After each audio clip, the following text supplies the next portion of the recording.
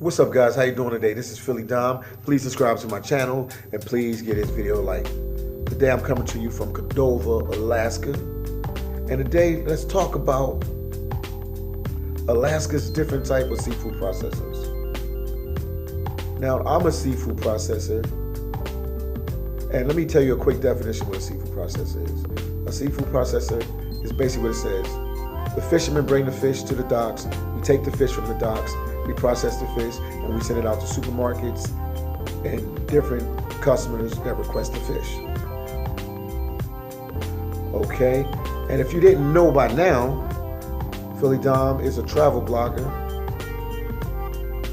and I'm working in Alaska, not all the time, but throughout the year to make money so I can travel around the world. So let me jump right into it. The different types of seafood processors. The first seafood processor, they work in a shore-based plant, or you can call it a land plant. That's what some people call it. The plants are in semi-remote and remote sites. Right now, I work in a semi-remote site because I work in Cordova, Alaska. And Cordova, Alaska, the only way you can get here is by boat or by flying. There's no other way to get here. You can't drive here. So it's a semi-remote spot. And then you have remote spots that only you can get there. Like you might be on an island, you might be the only seafood processing plant there, and only boats come there. Or you might have to fly somewhere and then a boat take you in, or you might have to fly on a small plane to get there. And then sometimes you can find plants in large communities like Kodiak, Alaska. I like Kodiak, Alaska because it's to me it's a home away from home. It's an island, but the town has like all the amenities of a big city. They have fast food restaurants. They have nice places to dine and eat. They have everything there. It's just on an island. So Cordova, Alaska, I would recommend if anybody would want to be a seafood processor, I would try to find a job as a seafood processor in Kodiak, Alaska. But most of the plants are based in the southeast Alaska, places like Prince William Sounds, Cook Inlet, the Bering Sea, Aleutian Islands, and Bristol Bay. I know most of you guys are like, Philly Dom, what are you talking about? I've never really heard of this place. Don't worry, just do some research, play back to YouTube, and write down the places. And they all have different jobs there, and they're based in the southeast part of Alaska. Okay, now let me go to number two. Number two is a floating processor. Now these are plants on large ships and barges that, for the most part,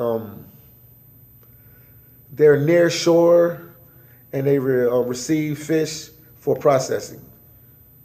So you will work near shore. You might go out to sea a little bit, but not too far out, and you receive fish and then you process them. And then the third job is an at-sea processor. That means you are on a ship that is operating in Bristol Bay and the Bering Sea, or wherever other location they want to go in Alaska. And both, how can I say this? Both catching and processing sea products such as, I guess, black cod, pollock, rockfish, flatfish. They do crabbing. Obviously, during salmon season, they do salmon. But you're at sea. So, in my opinion, and Philly's Dom opinion, the seafood processing, the sea processor, it's a tongue twister. The sea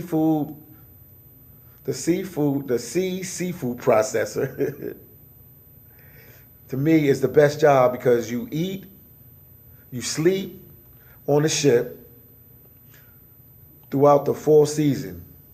and you're not in a town like a Kodiak, Alaska, or Cordova, Alaska, or Anchorage, where a lot of people make mistakes. They come up here to save money or to get out of debt, so they take this job because you work a couple months at a time, and you can make large sums of money, and you can travel or pay a debt or just have some money, extra money in your bank account.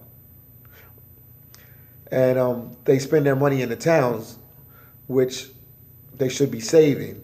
So that's why I say the at-sea processor is the best job, because you're on a boat. But a lot of people, I'm not going to lie to you, it's a different type of beast being on that boat, because you're in closed quarters and you work there maybe 2 to 4 months at a time. I've heard of some seafood processors working 1 month on, 1 month off. It all depends on the company that you go with. But in my opinion, Philly Diamond's going to say this once again, in my opinion, at-sea seafood processor would be the best as far as saving money. Now, if you just started in the seafood processing world, I think you should go to a shore plant, because a shore plant will give you a feel or idea about the seafood processing world, because you might not like the job at all. So that would give you time to get acclimated with the job, and if you didn't like it, then you wouldn't do it. But if you do like it, or you like the money and you can, tough it out, then your next jump would be at a sea processor. And at a sea processor, another good tip, and I'm just giving you guys all the knowledge that wasn't given to me. I had to find this out on my own. I keep going to that at sea processor, that they don't get paid by the hour, they get paid by the catch. Most of the companies get paid by the catch. So they call it, it's a name they call it, which is called cruise share. And you make a lot of money. So you get I think 80% of your money up front.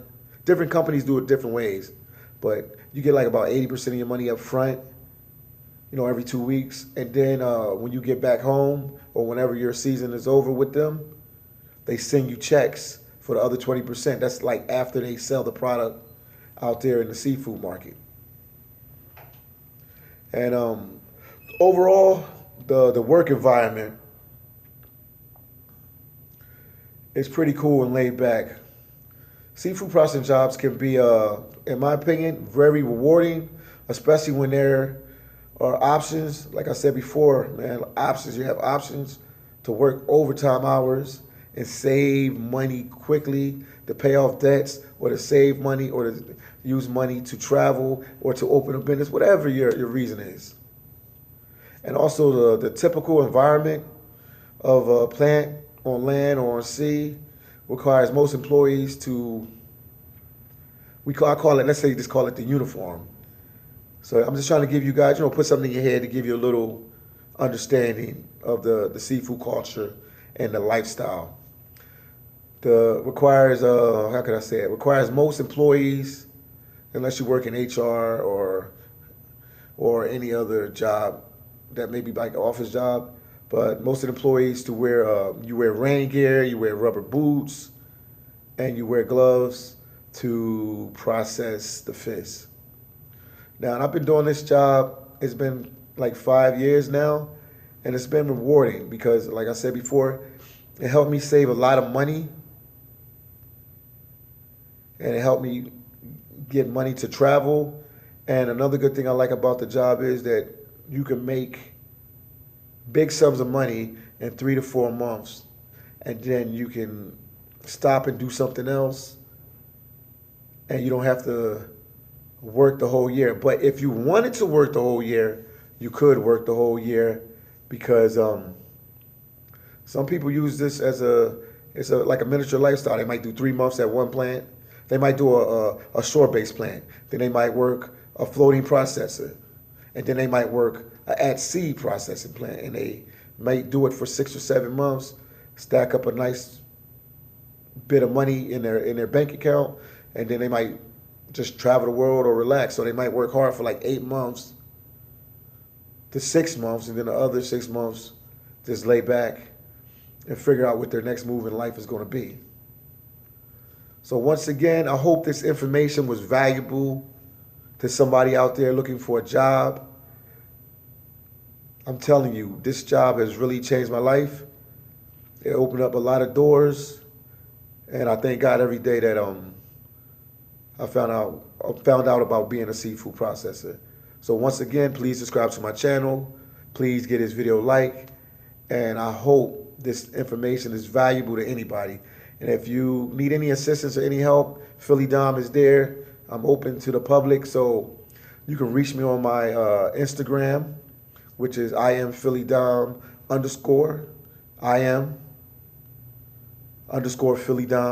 or you can reach me on Facebook Messenger. Take care, have a good day, and guess what, guys? I will see you in the next video. I salute you, and peace out.